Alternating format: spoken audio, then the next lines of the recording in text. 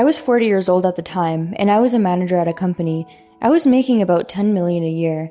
I lived with my wife, who is a housewife, my 17-year-old daughter, and my 6-year-old son. We were high school classmates, and we had been dating since we were 17 years old. We had our first daughter right away. She was really cute with her little arms and legs. After that, my wife was busy raising our child, and it was quite hectic. At the time, I had my doubts, but my daughter was really cute, so I thought it would be okay to just have one more child. When our daughter was 10 years old, my wife began to push me hard, and we had a son. I was naturally overjoyed, and after that, I was able to adjust my work. I thought I was doing a good job of housework, childcare, and providing for my family. However, when our son turned 3 years old, my wife's attitude towards our daughter started to change. She was preoccupied with our son and did not pay attention to our daughter at all. Even when my daughter got her period, she would get annoyed and irritated. I wish I had done my research at the time, but my wife and I just kept arguing. I was an only child and had lost both parents, so I shamelessly talked to a woman who worked for me, and she taught me a lot of things to help me get over it. It never occurred to me that my wife would have an affair or anything like that, but I wondered day in and day out if she was unhappy with me or my daughter. If she continued like that, there was no way my daughter would think well of my wife. Gradually, my daughter began to only talk to me. I couldn't even talk to our son, whom I adored so much. I didn't know what was going on, but I was struggling to keep the family together. My son didn't want to talk to me either. I spent too much time at work, thinking I was trying to protect my family. Then last year, suddenly, "I need to talk to you about something important, so I need you to take the day off in secret from your wife and son," my daughter said this to me. By that time, I was having almost no conversations with anyone but my daughter. I immediately agreed, thinking that she was going to tell me that we should get a divorce. What my daughter said was very embarrassing and something I would never allow her to say as a parent. "That woman is cheating on you with her coworker." And when I heard the name she gave me, my eyes went blank. The man who is supposed to be my confidant is having an affair with my wife. How could I, a pathetic man, have such a story come out of the blue from my daughter? "Are you sure it's not a mistake?" I was in denial, but my daughter was crying right in front of me. "I can't forgive this for doing this to you, Dad," she said to me. I was hoping my daughter was wrong. I'm hoping she's mistaken, but I've decided to use a private investigator. I'm connected to that side of the business. I decided to ask an investigator who works at the company I work for to help me. I told him to see what was going on over a month's time. I asked for him to keep an eye on all weekdays. The person from the agency told me that the amount of money would be charged to me on the basis of the number of days of the week, etc. I asked him regardless of that. However, I did not care. I asked him to do it after 5 p.m. because I see my subordinates at work every day. The result was insane. Whenever my wife said she was going out with her friends or went out for a sleepover, she would always go on a date with my subordinate. When I looked at the report of the investigation that the agency had conducted over a month, all I could do was laugh. Then I wondered why my daughter had found out, so I took her out to dinner and asked her again. She said it was because she had witnessed my wife inviting a subordinate into our home while I was flying around on a business trip a few months ago. My daughter was not forthcoming, but there was probably some physical intimacy involved. For the first time in my life, I wanted to hurt someone, and I decided to take revenge. I consulted a lawyer with whom I had a close relationship with, and I was thinking of ways to punish my wife. But I couldn't stand the idea of settling the case only with money. After much thought and consideration, I came up with an idea of having my subordinate marry my ex-wife. My subordinate has a wife and children, but if he loves my wife that much, I would feel sorry for his wife. If my wife and my subordinate got married, I wouldn't have to see her anymore, and my subordinate wouldn't be able to stay in the company. After that, he would only have to think about his children. And so, I carried out my plan. First, I told the wife of my subordinate what had happened. I shamefully asked her to help me. "I'll pay the legal fees, so please help me out," I asked her. She cried and said that she had no idea her husband was having a relationship with my wife, but she said she would cooperate with me after she calmed down. Then she told me, "I want to explain this to my parents, so please come with me." So I agreed and talked to her parents about how to handle the divorce. A few weeks have passed since then. We were all set and ready to go, and we caught them right after their secret.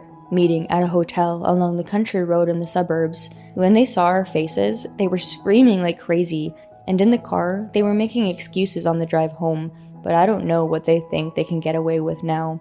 After we got to my house, I showed them the report I had the agency make for me. They froze when they saw the report. I asked my wife for a divorce and $60,000 in alimony, and asked my subordinate for $10,000 in alimony. The subordinate's wife also asked for a divorce and $200,000 in alimony from her husband and $30,000 from my wife. Both of these amounts were far beyond the market rate, and if the case went to court, there was no way they would be granted. My subordinate said, "There's no way I can pay that. Please help me," and begged for my forgiveness. My wife was in a hurry to follow suit. So we told them we would relinquish custody of our kids if both of them agreed to remarry as soon as possible and would decrease their alimony payment. My subordinate's wife also said she would decrease it and that she would not go to court. However, both my wife and my subordinate refused to budge. I thought maybe they thought the alimony was still too high, but it wasn't that. "I don't want a divorce. It was a mistake. Please forgive me," they cried and begged for forgiveness. I couldn't understand it at all. Why would two people who love each other think that way about each other? My wife said, "My heart is with you. I'm only with him for his body," she pleaded with me. My subordinate said, "Please forgive me. It was just for fun," again and again. If they loved each other, this plan would go smoothly, but they told me that they did not love each other. I couldn't believe my wife anymore. I asked her, "How long has this been going on?" Both of them became silent as if they swallowed rocks. Then I thought about my son. Ever since he was born, my wife has been treating our daughter horribly. When I think about it, there's something that stuck with me. Why did she suddenly act like that after our son was born? Why did she suddenly care about our son so much? A possibility that had never occurred to me before came to mind. I said, "Is it okay if I get a DNA test for our son?" My wife went into a frenzy and said, "That child is yours!" She screamed this repeatedly. And then my wife went crazy. I called my wife's parents and told them what had happened and asked them to come over right away. My father-in-law arrived about 20 minutes later, left my wife with him, and asked him to watch my son and wife. I still remember the look on my father's face when I told him the truth. I think I could have done a better job of telling those guys, let alone my wife. Then we walked to my subordinate. He told us that the relationship had been going on for 10 years. At first, we just listened to each other's problems. I felt bad about it, but the relationship continued. "I am so sorry." And then he just cried. As I listened to his story, I remembered the image of my wife in a frenzy and wondered what I should have done. In the end, there was nothing more I could do that day. After the breakup, we decided to have a talk with a lawyer. The next day, I was allowed to take 4 days off from work and told them it was due to my wife's sudden illness. I was lounging on the sofa in the living room, not doing anything in the daytime, and before I knew it, my daughter was in the kitchen. My daughter, as best as she could, smiled at me. "I asked Grandpa to send me home. I'll cook dinner and we can eat together." She invited me to join her. I'm ashamed to admit it, but I couldn't stop crying. After I stopped crying, I apologized to my daughter. "I'm sorry for all the pain I've caused you, and for all the scars I've caused in your life. But my daughter said, "Dad, you were always trying your best to protect our family. If it was your fault, my feelings would have nowhere to go," she said to me. I hugged her and we cried together for a while. After a while, she stopped crying and suggested that I take a DNA test. "It's the hardest thing for me and my brother to be in limbo." I nodded my head. I got myself together, consulted a lawyer, and got samples of my daughter, my son, and my subordinate. My wife was still broken, so I got my kids back from my in-laws. And then, I told the company what had happened. I apologized for taking paid leave with false information, but my boss said, "It's true that your wife became suddenly ill, so you have nothing to apologize for," he said to me. I was really glad to be working for this boss.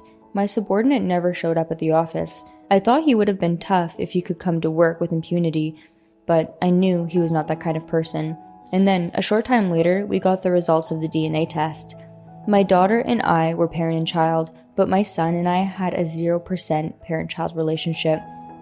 It was like all the strength drained out of me.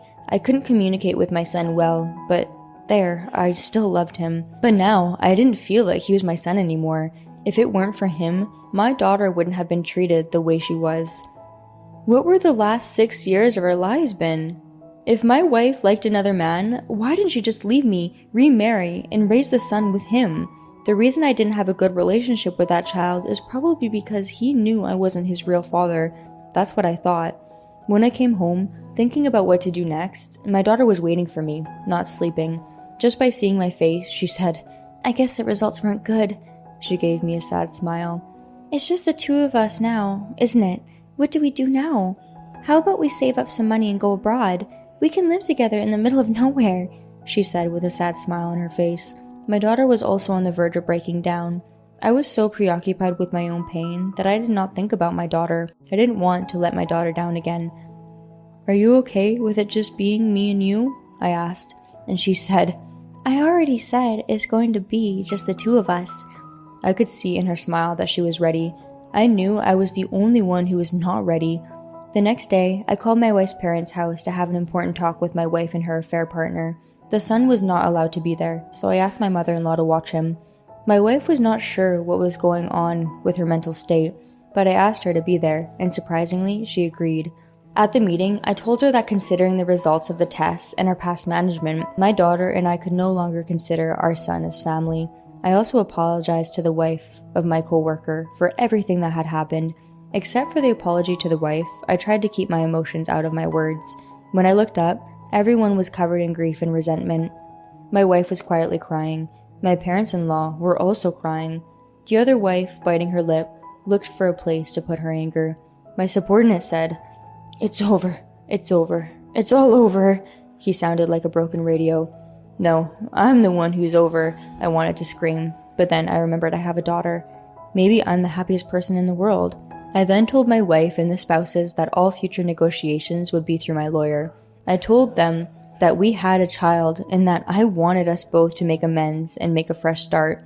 After that, I told the other wife, "I am truly sorry. If there's anything I can do, please let me know." But then she said, "Even if you atoned for me, what do you expect me to do?" I didn't know what to say. I still sometimes wonder what would have been the best way to handle this. If it weren't for the kids, maybe it would have ended differently, but no matter how many times I think about it, this is how it ended. By the way, I wasn't worried at all about my daughter's seriousness. I knew that there was no guarantee that I would win, but I believed that my daughter's will would be important because of the circumstances. Later that day, after the wife and I had cooled down, we had a meeting with our respective lawyers and again decided on alimony and other matters. I decided to charge my wife the same amount of alimony and property division and offset it against the property division. We decided to discuss separately the matter of having her raise someone else's son for 6 years. As for my subordinate, since he was fired from the company after I reported the incident, I decided to demand $5,000 for alimony, and instead, I asked my wife to pay $80,000, which was the amount I should have charged her. The custody of their children was set to the wife, and the child support was set at $500 a month until the child turned 22 years old. And, accepting our wishes, my wife and co-workers said they would remarry as soon as possible, start a family, and recognize their son as their own as soon as the procedures are completed. These were the terms of the settlement, and since they both agreed to this, we filed for divorce, and that was the end of it.